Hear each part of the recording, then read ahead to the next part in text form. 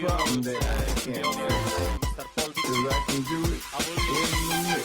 let Paul introduce by himself and say whatever you want, but I want to say two important things. One, I met Paul in Hong Kong. There's other problem that I He can't changed fix. the travel two times because of our work organization. So I have to give a big thank you to Paul because he demonstrated very good interest in collaborating with us, okay? And the second, DNS is Paul VIXIE, and a lot of things around DNS were defined by him. One of the first exploits I ever tested in my life was VIXIE cron tab exploit, the tool that Paul developed. So you have one of the biggest persons in internet. So here you have Paul, they are yours.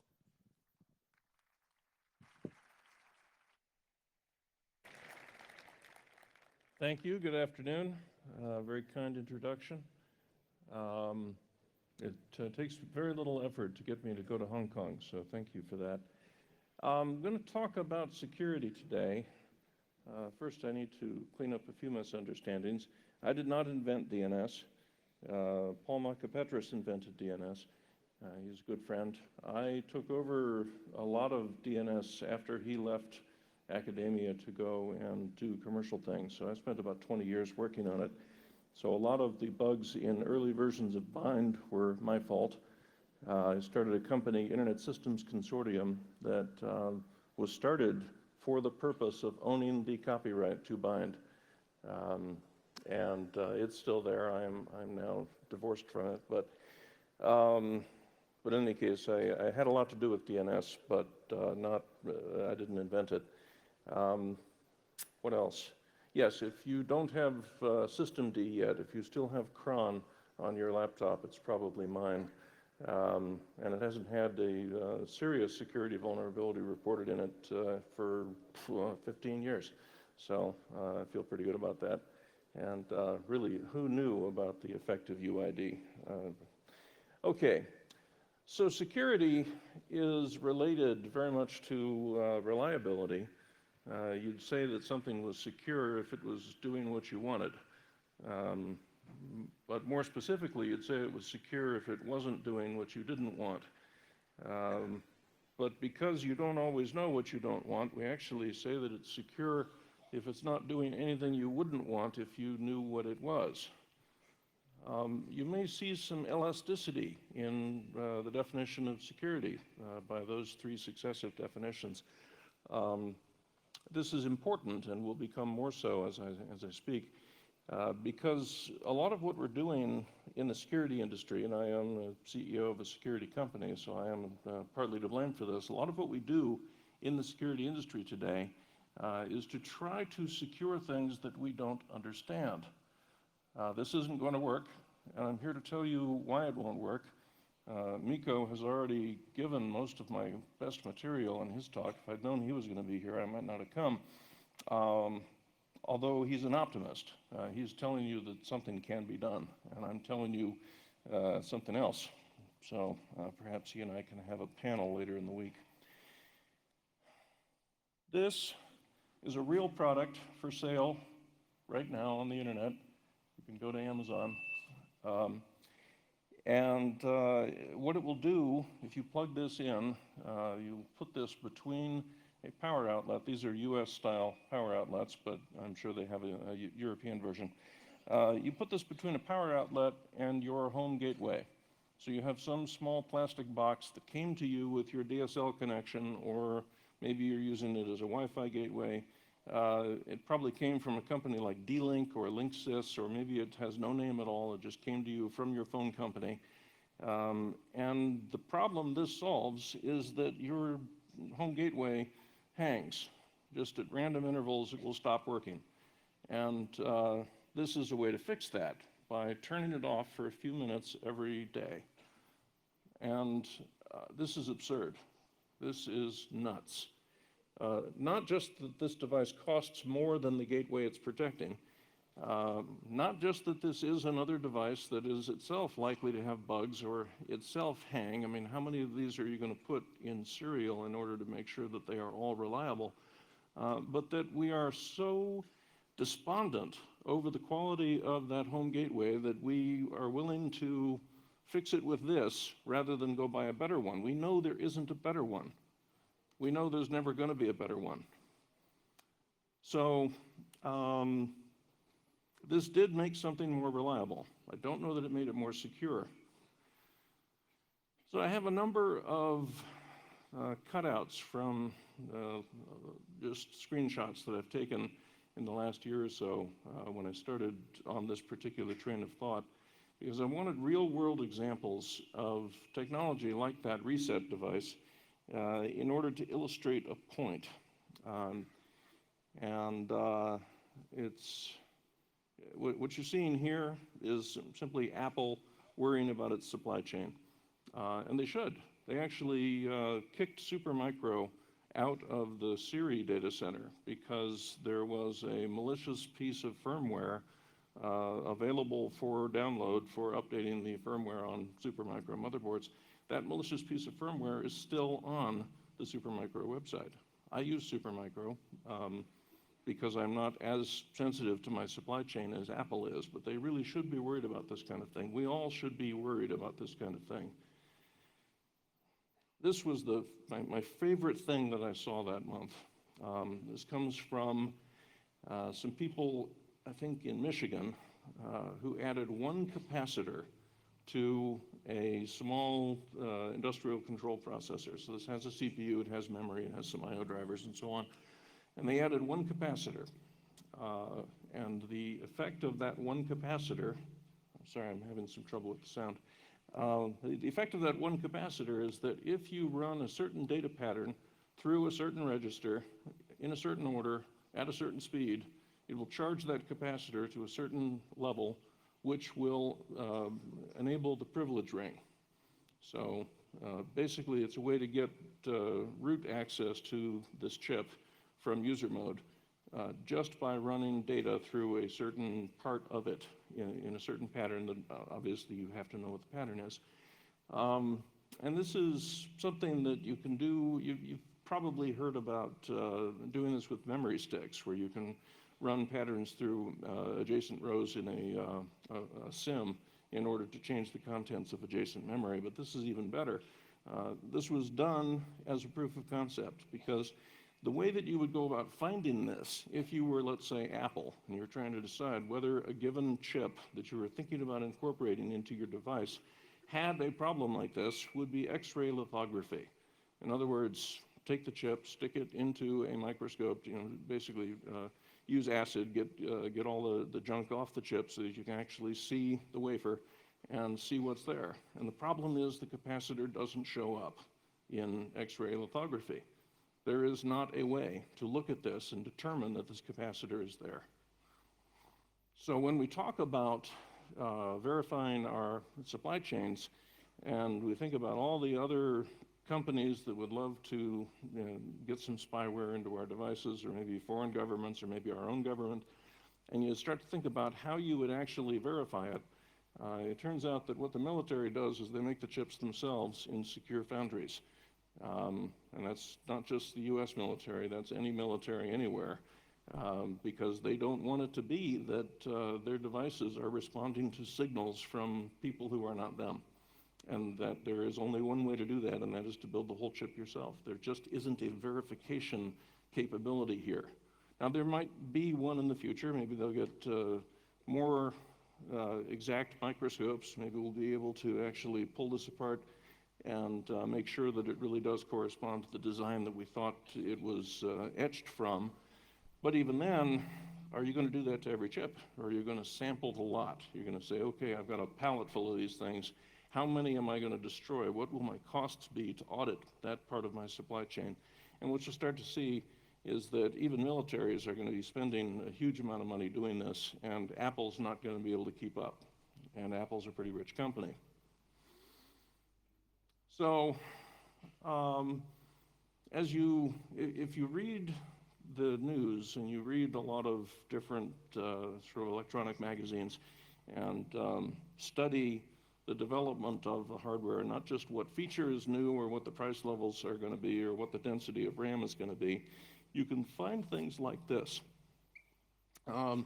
And Miko already mentioned that there's a lot of VNC. If you do a scan of the IPv4 address space, you will find an awful lot of virtual network consoles, and quite a few of those will not have passwords. And the part that I didn't hear Miko say is that if you start to try to notify people and say, hey, did you know that I can see your baby sleeping, they're more likely to call the police because they think you're the problem than they are going to call their vendor to find out how to set the password. So fixing this is hard. So let's do a little bit of math.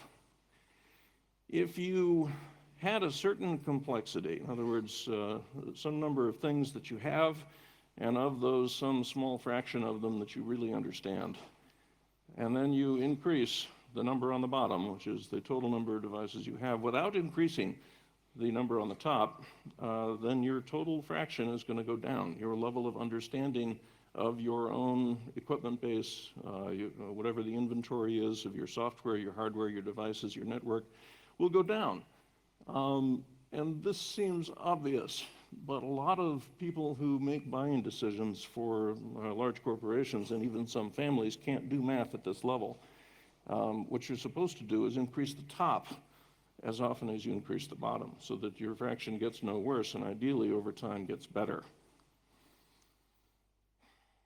So here's a security company, Trend Micro, and I got nothing against Trend. They've got smart people working there, who told us all about the HID door controller problem. And so it wasn't their bug, they were simply reporting it. HID is one of those little things that's next to a door, and you back up to it with your wallet and it clicks the door, then you can get into the room. And here, in other words, it's a hardware device meant to create a secure environment. It creates perimeters like the front of your building or the computer room or whatever, where the device that you bought to get that security capability added to your building is itself the source of one of your problems, because of course it has a computer inside.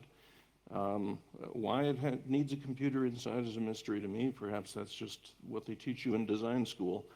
But pretty much if there's going to be a computer in there, you know there's going to be a problem. And let me just say, if you have a counterexample to my next statement, I want to hear it. Just stand up and shout it out. All software has bugs. Some we don't know about yet. Most we don't know the day we ship it, but all software in the history of humanity so far has had bugs. Anybody? No. So, given that you know that's going to be the case, you really need to be setting yourself up for a buggy environment, and a lot of people don't. So, at least in the US economy, one of the most expensive things you can do is buy something for a hospital, because there will be an extra layer of regulation and auditing and stuff that goes into the creation of these devices. I first encountered this when we were fighting the Conficker virus or worm, depending on how you call it, back in 2008, 2009 timeframe. Because at some point, we had 11 million unique IPs a day checking into the honeypot, and we thought that's a lot, and we've been notifying people for a year, and it's not going down. So somebody just got angry and said, I'm going to start making phone calls. And somebody else said, 11 million is a lot of phone calls. Well, I'll give it a couple hours, see what I can do. His third phone call was to a hospital, and the hospital put him through to a sysadmin, and the sysadmin said, yes, you're asking about IP address thus and so, certain dotted quad. Yes, I know that's infected with Conficker. No, I can't fix it. It's a portable X-ray machine that is inside of an operating room, and if we change the software, then the Food and Drug Administration has to recertify it, and that's not going to happen. It's running Windows XP. It's always going to be running Windows XP. And for different reasons, they couldn't take it off the network. But the point is, these devices have a lot of inertia. They are hard to build, they're hard to maintain, they're impossible to patch, and they cost a lot. And here was a device that was meant to control the supply of drugs, controlled substances. So there's a lot of things in hospitals that are pills that will make you feel good. And so you can sell them on the open market to people who want to feel good, even though they were originally intended for some medical purpose. And so this device was meant to keep those pills behind essentially tiny little locked doors until you had completed some kind of an auditing protocol to say, yes, I have a physician's approval, yes, I'm authorized, yes, I've got a second set of eyes, yes, the pills are not going to be sold out in the parking lot, and so on. So this is a device that probably costs, oh, I don't know, let's just put a rough estimate on it, 400,000 US dollars. And it's the size of an apartment refrigerator. And the actual parts cost, the actual, what it took to get the metal and the silicon and the chips and so forth is probably less than $1,000. So the $399,000 there is because it's a medical device. This has a really, really high profit margin. So if anybody anywhere was going to have a QA budget, it would be them. And they didn't. There were 1,400 vulnerabilities found in just one of these. One assumes that the others are now being tested because other people are going to want to get their names in the paper. Now, I'm going to go on. I have another 40 of these, and I have comments to make about each one, but the trend that I hope you're starting to establish is that things are not getting better, and the more of this technology that we push sort of out of the lab and into our houses and into hospitals and into businesses and so forth, the less safe we're becoming. I hope to leave you today with the sense that that trend will continue until something truly terrible happens, because that's the only way you can get people's attention. When I first started talking about open source, it was BSD then, not Linux. But I remember making the point that it's much better to publish your software in terms of the overall security, to publish your software, put it in the hands of everybody, and give them all a chance to look for bugs. Because yes, there will be some bad people who will find some bugs, but you'll have more eyes, more total eyes on your code, and therefore more good people who will look at the code and report bugs in it. And this was the mantra. This is what we said. Believe it or not, operating systems didn't used to be free, and you didn't used to have the source code to them. Some of you in the audience look old enough to remember those days. And in those days, we've sometimes faced criticism from established companies whose operating systems were not available in source code, where they would say, we're more secure because nobody can look for bugs. Okay, well, that ignores disassembly, that ignores fuzz testing, that ignores an awful lot of stuff, but mostly it just ignores the fact that sunlight is a good disinfectant. If you have a lot of people looking at the code, you're going to find more bugs faster. But that was then, and this is now. And what we have now is tens, hundreds of millions of lines of source code out there, and about the same total number of people looking at it now as we had in 1995, right? Because you're not all going to go home and spend a bunch of time auditing source code. You're not just going to go pull down some random tar ball and start poking through it, hoping to get your name in the papers. You have other stuff to do. And so the number of people who are actually going to do that is about the same as a fixed constant now as it was 20 years ago. But the number of lines of code has gone up by a factor of at least 10 million. So we are outnumbered. And the old rule where more eyeballs equaled more security isn't working.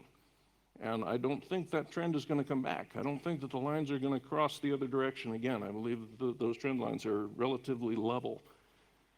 So here we had a Linux bot. And we all know that Linux is quite popular and a lot of people use it. It's in almost everything. It's not particularly bad as code goes. But like all code, it has bugs. Apple charges $1,000 for their latest iPhone 6, and a lot of that money is going into various shareholders' pockets and executives' pockets and so forth. In other words, it's profit. And so as with the medical example I gave earlier, if anybody anywhere was going to have a budget that would cover quality assurance testing, red team testing, fuzz testing, it would be Apple. Far more likely to be Apple than Motorola or Lenovo or anybody else, because Apple's not in a race to the bottom. They don't care what the commodity price of that device is. They expect you to pay more because you want to, which is a great trick, which I'd like to learn. But this was some code that they had that would render text messages. And, you know, Apple has got a lot of good engineers. They wanted to make sure that there was a consistent user experience, and they didn't want to rewrite the same code to do similar things all over the OS. They had a library that would sort of poke through a text string looking for markers indicating which parts were supposed to be underlined, which parts were supposed to be in green, which parts were supposed to blink, and so forth. And this code was used even on inbound SMS messages. And this code had a parser bug, which involved an overflow, which involved a stack crash, which meant that by sending somebody an SMS, you could get root on their phone. Again, if anybody in the world was going to get this right, it would have been Apple. If anybody is ever going to get this right, it would have been Apple by now. I think I could go on endlessly with these examples of, here's a firewall device that ended up having a vulnerability. I do want to say firewall devices are in a catbird position. They are right at the edge of your network. They are great launch points for other attacks. So being able to subvert one is a very good prize for an attacker. In other words, they are the things that ought to be audited the hardest by their manufacturers before they reach your hands. So let's check this again. Same fraction, different variables. If you're going to be adding more devices to your network, more technologies, you're going to adopt, I don't know, blockchain, you're going to adopt something. You have got to make the corresponding investment on the top side of this fraction. In other words, the total fraction of what you understand has to go up, or at least it can't go down. And when people are making buying decisions and they're thinking about what is their budget and how many years will it last and how do they depreciate it and so forth, they are not doing anything about the top side of that fraction. They're simply buying whatever new feature they want because they need it or because they want it or what have you, and they're not realizing that part of the total cost of ownership is either going to be an investment on the top side of this fraction, which is their corporate understanding level of what they're buying, or it's going to be hidden in the form of losses and having to pay ransoms to get their files unscrambled and so forth. I thought, you know, Domino's knows what business it's in. Domino's makes pizza. I don't know if they make them here, but it's a very common thing in college towns in the US to call up Domino's and say, I want a pizza, and they'll bring it to you in 30 minutes. And you know, pizza is all they do.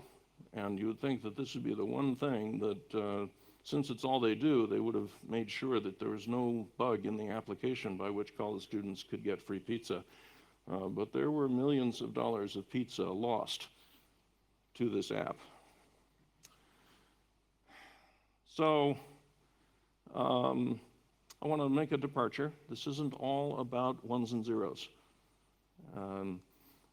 The thing that people will do is fairly often they'll see that everybody else is doing some new thing, and they'll say, I want to do that too so that I can have whatever benefit that I perceive that they are getting, or I just want to be cool, or I don't want to be left out. And antibacterial soaps are literally a hand soap that comes in a dispenser. You push the thing and it squeezes out some liquid and you wash your hands. But it is impregnated with triclosan, which is a chemical that is particularly caustic if you are a single-celled animal. So if you wash your hands with this stuff, then in addition to all the dirt that will go down the drain, you will have a bunch of dead bacteria. And the bacteria that stays on your hands is likely also to be dead. So it does give you some minor bit of safety if bacteria is one of your threat models. But here's the problem. It only kills the weak bacteria. And if you have, I guess it doesn't have the number here, but if you have something that's going to kill 98 point something % of germs that it comes in contact with, shouldn't you be worried that you're now dominating the biosystem in your sewer system, as the sludge flows away from your house, with the 1.5% of bacteria who were the strongest and who no longer have to compete for light or food or anything else with the weak ones, which you've helpfully killed. In other words, you're making your situation worse, one hand wash at a time. And there was a moment where this was so fashionable in the United States that I was unable to find non-antibacterial soap in any of the local grocery stores. And I hunted pretty hard. This is starting to reverse, but when there is a fad, everybody wants to be part of that. There's a bandwagon, people want to get on it. And if it's ultimately bad for all of us, they don't care. Because what they're thinking about is, oh, I've got a house, I've got a family, I've got kids, I want to kill germs. They're not thinking about the larger system. And that's what we're doing to ourselves in the digital ecosystem also. This is a bit of C code. It represents a C library function that has existed since, I guess, the late 60s. All it does is grab characters from the input stream and append them to the input buffer until it receives either a new line or end of file, and then it returns the original buffer. You should be able to tell from this, if you're not a C programmer and if you're not familiar with the bug, you should still be able to tell that this code does not know the size of the buffer that was passed to it, which means if you pass it a 10-byte buffer and then it receives 20 bytes worth of input, then there are going to be 10 bytes of garbage that are going to be somewhere else in the stack that is not in the buffer that you wanted them in. So this was the entry vector for the very first worm I ever heard of, which was the Morris worm, 1989. Because this was part of the finger D, which is sort of like Who Is, but for older BSD systems. And yes, in those days, we enabled all services on every system because we were crazy. But we were on networks that only had other scientists and government contractors on it, so it didn't seem like the big problem then that it obviously turned into. Anyway, it's a bad idea. This is bad design. This should never have been coded in the first place. It should certainly not have made it into the C library. But I wanted to see what would happen, so I called it from FreeBSD. And FreeBSD at the link stage told me you should not be calling getS. And then when I ran it at the execution stage, it did something that almost no C library function ever does, which is to pollute the output stream with a warning, to say, you should not be calling this thing. So I gave it a 5-character buffer. I entered 10 characters. You see that I had an overflow variable following my buffer that got filled. Okay, this is nuts. This is crazy stuff. This is worse than a lot of the bugs that we see in old programs written in assembly, because C gives you this, C kind of is a macro assembler in some ways, but it gives you this artificial sense that you're working with a real programming language, and you're not. In any case, I wanted to know, I'm a BSD guy still, this is my comfort zone, but I figured Linux would have got this right because it has a much, much bigger user base, it's got more eyeballs on it. No. Linux does not even give you a warning. Linux puts into the man page information about why you should never use getS. But if you do, you just get what you get. Now, there's probably one programmer in 1,000 who is going to read the man page for every function that they are calling out of the C library and find out if it's a good or bad idea to use it. And there's probably 1 in 100,000 who will look up the man page for every function that is called by code that they are receiving, that they're taking ownership of, rather than that they're writing for the first time. In other words, what Linux is doing is not a solution to the problem. The solution to the problem is to take this thing out. Just have it be that programs that depend on it stop working. But nobody wants to do that, because if you do it and your competitors don't, then they're going to have more customers, because those customers are going to have more code that runs. And so I asked Kirk McCusick, who was on the POSIX committee for the C library. So there's an NCC library and there's a POSIX thing that came later. And I knew that he had known about the Morris worm, and I knew he knew about GetS. And I asked him, why did you not pull this out? Why is it something that is, why does this still live? Why is this still in computers I can buy today? And he said, well, the POSIX people were only willing to remove it if the ANSI people said that they would remove it, and the ANSI people wouldn't talk to me. I guess the ANSI people had other stuff to do than keeping the world safe, which we all do. I love this quote. This is so cool. As long as people write parsers and connect them to the internet, I'll have work. That was written by somebody in this room or one of your colleagues in some other city in the world. Because, honest to God, if people would stop doing this, we would, you and I would have to find actual honest to God work. We might have to, pick up a shovel and do physical labor. But instead, they keep doing this, and so we get to keep doing what we do. And I do want to note that the first botnet I ever heard about using industrial control was an HP printer network, because the old HP printers came with a telnet server that had a fixed buffer, and so what you could do is overwrite that fixed buffer with your own return-oriented operating system that would turn the printer into a bot. Gave it a lot of capabilities that HP certainly didn't know about. Who thinks of this? We all do, unfortunately. So we're trying to secure technology that we don't understand, which is a fool's errand. We don't know what technology we have. We certainly, if you have a refrigerator that is IoT connected, you probably didn't imagine that it had the bash shell in there, and so shell shock running on your refrigerator, sending spam for third parties was probably a bit of a surprise, even though you're in this room and you've been sort of watching this story unfold for decades. All software, as I said earlier, has bugs. We just don't know what they are yet sometimes. And that means that the risk that all of this has in common is our own lack of understanding, which comes from unmanaged and unmanageable complexity. In other words, we and the people we are protecting are not stupid, but we are self-deceptive. We want to put our head in the sand and think our own thoughts and not have all of these facts, inconvenient facts, intrude on us. This is a waveform that has two purposes. It is inside of older music synthesizers. Every instrument sound in an older synthesizer has one of these. So a guitar sounds different from a piano, even if it's playing the same frequency, and the difference is this waveform. And it has four parts: attack, decay, sustain, and release.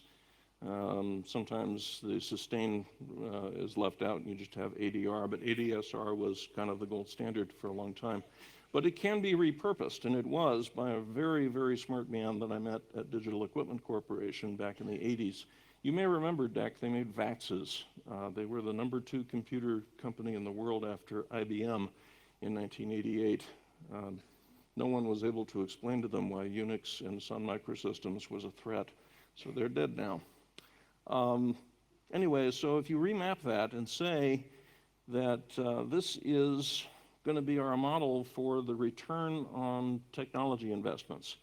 So the area under the curve is the total lifetime revenue. And the top of that curve is created first by A, which is your time to market, then by D, which is the time between you and your first competitor for that new bit of innovative technology. S, which is your time to your first Chinese competitor for that technology. And then R is the time until somebody somewhere comes up with a better way to do whatever that is, so that your product can't be sold by you or anybody who copied it from you. What you want to be focused here is what do you control? As an innovator, you control A, and the others are controlled by your competitors. And that means that every successful innovator is going to optimize for the steepness and length of the A leg. Steeper it is, the less time, and the longer it will fall after it finally reaches the market. You may be able to tell from this that there's no incentive to think about the safety of your product. The people who are buying innovative stuff want the innovation. They want the bling. They want the extra buttons and lights and things that blink. They do not care if it's going to cost them privacy or if it's going to help create botnets out of printers and so forth. They want the features, and the rest be damned. And that won't change. There's no amount of reprogramming we can do to the market environment to get rid of this. The people who focus on A are going to be buying the assets out of bankruptcy of the people who focused on anything but A. That's economic Darwinism. So I gave a variation of this talk about a year ago at the Hackers Conference in California, and somebody got up and said, "Hi, I'm thus and so, and I'm a grad student at Stanford, and I just don't see the problem." Right? This is how things have always worked, and we're doing fine. And I put this slide in just for him. "Behold the field in which I grow my fox. Lay thine eyes upon it, and thou shalt see that it is barren." The idea right now, the thing that's popular among the 20-something set is to say zero fucks given. Sorry if I'm offending anybody with my language. But the idea is that the less you care, the cooler you are. And I guess that's another reason why we're going to have a little bit of trouble getting these problems ever to be different. Frankly, I've lost hope. I don't think that by talking to you about it, I'm going to get you guys to somehow, I don't know, mobilize as a people's army and get out there and fix this. I'm telling you what I know is true and what I know is always going to be true because I'm monetizing it. I am organizing my career and my company around the fact that this problem will persist forever. So, I am a minor public figure. I invented the RBL that is used for all email reception today, real-time black hole list, started the first anti-spam company. There are people in the world who would pay $200 to kill me just because I've pissed them off in some way. I'm not worth much. At $250, they'd say, no, I'd rather go out and have dinner. But at $200, they would kill me. And I got to say, these cars, when we have driverless cars, they are not going to be better than the technology that's in your laptop or your smartphone, especially when we start getting into apps where the car is able to download apps that will help you with enhance your direction finding.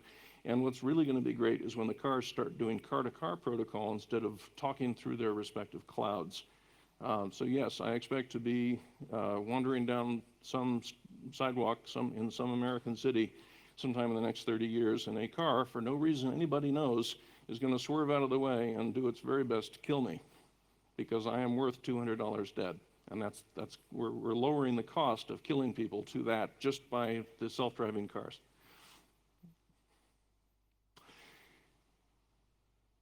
Apple eventually gave up on Windows QuickTime. At first, they had QuickTime for Windows because they wanted the QuickTime format to take off. They didn't want it to be something you had to buy a Mac, or I don't even know if the iPhone existed at that time. But they didn't want you to have to own an Apple product in order to benefit from the QuickTime format. And so there was a Windows app that would play these things for you, and it had bugs. All software has bugs. And I guess Apple wasn't as comfortable programming in Windows as they were in other environments, and so maybe they had some extra bugs. But it had vulnerability after vulnerability. If you look up the CVE history on Apple QuickTime for Windows, you'll see that it's a mess. It's even worse than my stuff. But here's the problem. When they finally gave up, they just announced in a press release that there would be no more patches. Now, the total number of people who saw that press release and said, oh, I'm running that, I better delete it and not have that feature on my Windows system anymore, is a grand total of 0. So we just have this permanent infrastructure of code that has known vulnerabilities on it that will live until Ultraviolet radiation finally kills off the plastic case of whatever computers have this software in it, and people finally replace them because they look bad. I really think Apple could have done us a favor by announcing one last patch that would disable the whole thing and make it delete itself, but that would have had liability problems. Finally, I was on a website and it said, here are other articles like the one you're reading. Database config issues expose 191 million voter records. 18 million targeted voter records exposed by database error. And it asked me, do I want more like this? And I realized I'm going to get more like this. We all are. So it's true that most of the money being made by the services we consume is through advertising. But it isn't just advertising. There are companies who do their capacity planning based on how many buyers of a certain type of thing exist in a certain region. Sometimes they're planning on taking away your alternatives so that you'll drive the cost of some grocery that you have to have, like milk or something like that, up by a few pennies. And they can do that by buying metadata from Facebook and Google to find out exactly where the buyers of those products are. And so what you'll see is that there's extreme value in knowing what other people are going to do or what they have done. And it doesn't matter if you're a government, law enforcement, military, intelligence, corporate, even religious and political people need to know who we are and what we're like and what we're likely to do. And any actual autonomy or actual privacy that any of us have is a threat to those interests. And that's why there's so much pressure on sort of getting our data out there, right? There's nobody but you benefits if you have privacy. So we are certainly going to be increasing the size of the attack surface as we have done. It's, I think we've reached a pretty steep part of the curve. I'm expecting a 1,000,000-time increase in the attack surface in the next year or two. And if an IoT device is not phoning home, if it's not telling, if you have a thermostat that's not telling Nest or some manufacturer when you change the temperature of your house, then again, that company is going to die from corporate Darwinism. Because if you're making a light bulb, for example, and sticking an IoT controller in it, you're never going to make back your R&D cost on just the profit you made from selling the device. It's a commodity. People are price sensitive about their light bulbs. But if you can then put those people into a social network, then that's where your profit's going to come from. But the problem is the companies that are running these networks have no idea how to secure anything, let alone all of their customer records, or even their own networks. So it won't just be the devices, it will be all of the backups. Everything that is supporting that device behind the scenes is going to be as insecure as the device itself. Do we think that IoT devices will be patched? I don't. I wish that there were laws about that. I think, for example, we could have them expire. The device hasn't been patched in a couple of years, it should stop working. If it's an industrial control device, it should have a timer in it where it blinks red for a month and then finally just says, I'm sorry, I won't take any more commands because I haven't been patched recently enough, because all software has bugs. You just don't know what they are at the time you were shipped. And I don't see regulation as much of a hope. So let me say, I have another 20 of these, which I don't have time to do justice to, but I want to say D-Link, 400,000 IoT devices. And here's an MRI machine. I've actually had a brain MRI for various reasons, and I find it fascinating that the results of that MRI are now cast in doubt because of vulnerabilities and bugs that were found in the MRI machine years after I had mine done. Again, if anything was going to be right, it would have been a medical technology. Thank you, Lenovo. I'm still buying your products, but I realize you've got 0 days that'll bypass Windows. This was the Mirai botnet, which I can't roll my R's the way Miko does. Lexus was bricking its cars for a while with an over-the-air upgrade. NSA absolutely intends to find bugs in people's pacemakers so that they can target assassinations without bullets. Great. This was so cool. TP-Link had some device configuration domains where every device they had made would do a DNS lookup in order to discover its configuration. Then they didn't pay the bill, and so now somebody else owns those domains. I don't know who thinks this stuff up, but you could, if you made a movie that had a plot this absurd, you couldn't sell it. You couldn't sell a ticket to it. Everybody knows about Flash. You may not realize the number of times that the Zen hypervisor, which is used in Rackspace and Amazon and so forth, has had bugs that allowed people to sort of come in the side door and scan the memory images of the hosts. But if you heard about any of them, it was this. Now this was cool because it's kind of a double-edged sword if you think about it. Yeah, you fixed 108 bugs, but that means I have 108 fewer bugs, but where did 108 goddamn bugs come from? And how many more remain unfixed, right? I don't know if I wanted this number to be larger or smaller. This was very cool. And of course, Volkswagen, not to be left out by Lexus, decided to brick a few of their cars, but you can also open them with any smartphone. Now, what can we do? I told you, this is not a call to arms. I'm not trying to fix this anymore. I have been ringing these alarm bells for my adult life, and people just keep saying, well, that's Paul. He always wants things to be better. Now I'm just telling you, they're going to stay bad. You should just organize yourselves. You should get whatever training, make whatever investments you feel are necessary, because this is the future. But there are some things that you could at least do for yourself, even if it won't change the digital society of which you're a part. And the biggest single thing I can tell you is figure out the real total cost of ownership. Make sure that as you invest in new technology, you invest in things that will increase the top side of that fraction so that your understanding level does not go down over time, because it is that understanding level and the gradual trend downward of that is the real fundamental element of insecurity. And if you make something secure, it's going to be harder to use, right? The reason people don't put really expensive, really nice locks on their door isn't just that somebody will break a window. It's that they themselves won't use a lock that requires enough procedural getting in and out the door that it would actually be secure. They want to press one button and they want to get in or they want to get out. And that's where all these Bluetooth locks are coming from.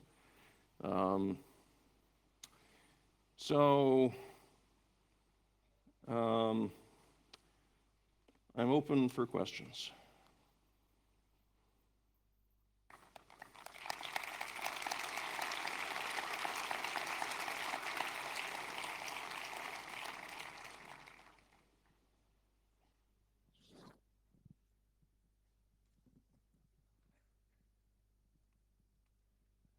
I've said a lot of controversial things.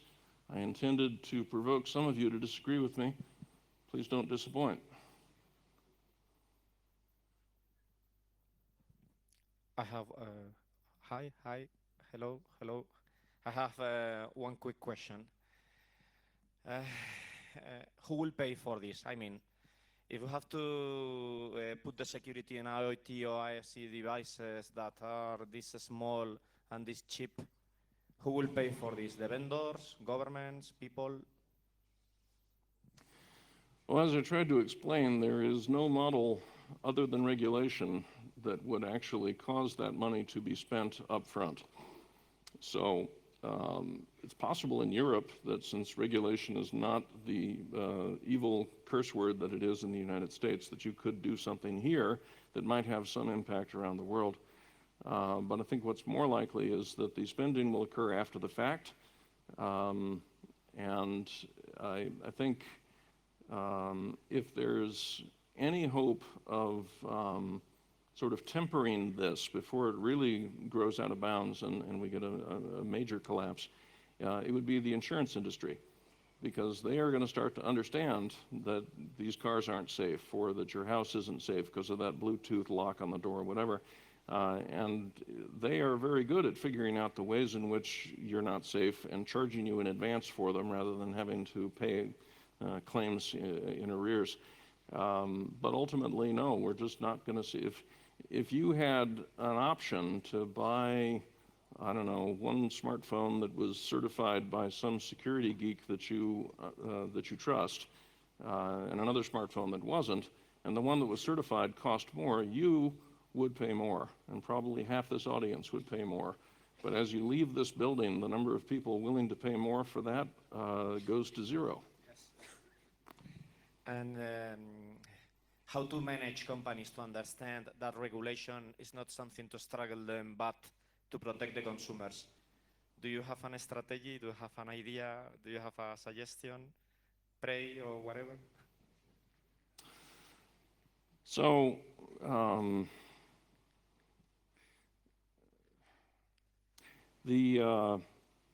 some bright person back in the, I guess, 90s decided that the purpose of a corporation, that its goals ought to be to increase shareholder value.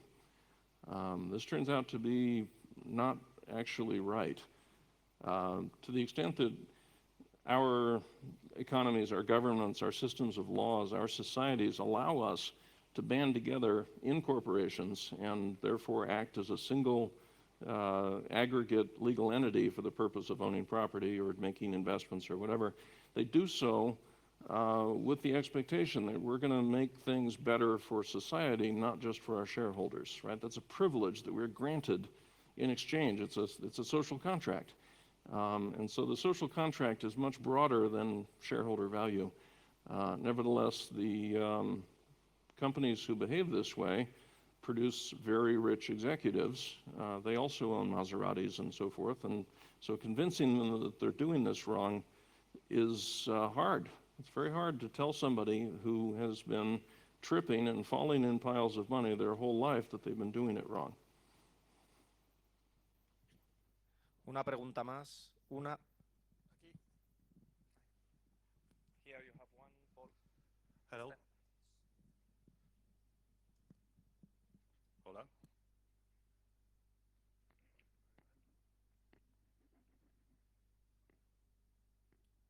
Hola. Ahora. Thank you very much for the presentation. I guess there's no hope, but is there some hope in the cloud or the cloud versus IoT or something like that? What do you think? Thank you. Well, I think that we just had another Amazon outage, S3 outage this week, and we found out how many things we do online depend on Amazon for their backing store. In fact, Amazon's own status page depends on Amazon for the red blinky thing, so that's why it stayed green.